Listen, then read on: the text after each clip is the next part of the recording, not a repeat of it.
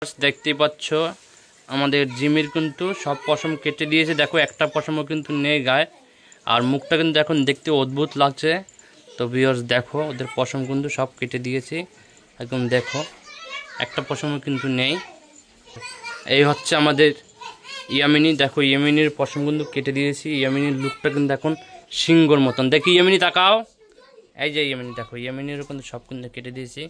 ইয়ামিনীকে কিন্তু একদম দেখতে কিন্তু সিংহের মতন লাগে দেখো। তো ভিউয়ার্স তোমাদের দেখাচ্ছি কিভাবে আমাদের জিমি আর ইয়ামিনের পশমগুলো কেটেছি। তো দেখো